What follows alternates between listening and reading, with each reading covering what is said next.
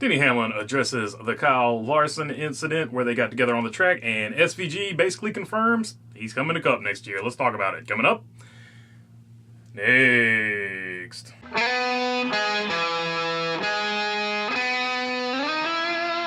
What's going on, everybody? Hope you're doing good today. All right, Denny Hamlin on his podcast, Actions Detrimental, has addressed the contact with Kyle Larson. He also addressed it in the media after the race. After the race, he basically said he didn't have a problem with it, but then he went on to elaborate a little bit, and he might have got himself in a sticky situation here.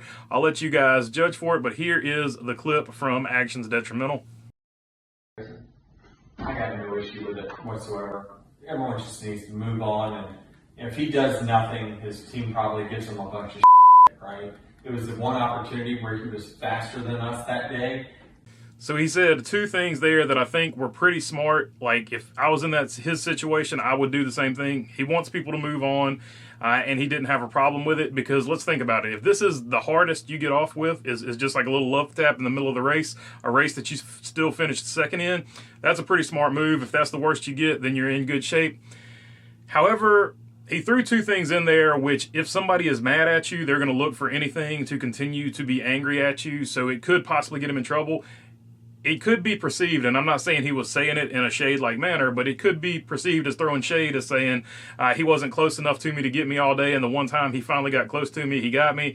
And then the other thing was, he only did it because his team made him do it. He felt pressure from his team to do it. It could be perceived like that if you're Kyle Larson, that, oh, so you think I was just doing that because of that? Well, okay, that one was for the team. The next one is going to be for me personally. So, I mean, in a situation like that where somebody's mad at you, saying less is usually more. Now, I'm not saying Denny Hamlin necessarily meant that.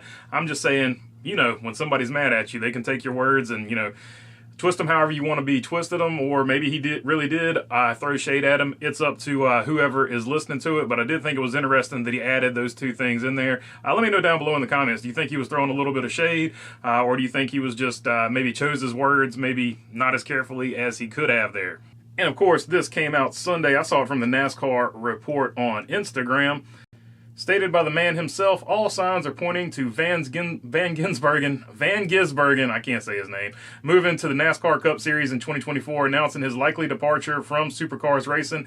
There's a lot of things happening in the background. Van Gisbergen said to the media in Sydney, "I'm not leaving because of this team. I love this team, and when I leave, I want to make sure that there is someone here to replace me that's going to do a good job in the car. You don't want to leave the team with nothing, scrambling to find someone. I want to leave the team in a good spot. Hopefully the team has someone soon, and I have no illusion that those ovals are going to be easy.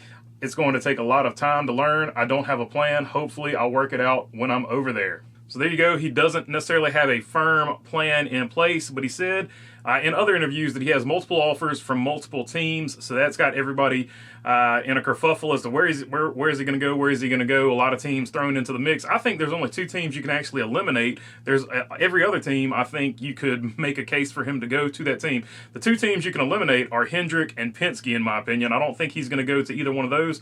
The rest of the teams are up for grabs. Either they can make a move to get a charter or whatever. And then, of course, the teams that most people talk about, Kaulig, is A.J. Allmendinger going to retire? Basically, the 31 car is going to go to Austin Hill. So one car is there. You can make the argument that, you know, is A.J. Allmendinger going to retire? Some people have thrown that out there. Not me. I'm just saying some people have said that. Obviously, SHR lines up the best if Eric Almirola retires, and that's a big if. He said he's going to make a decision here in the next couple months, I guess.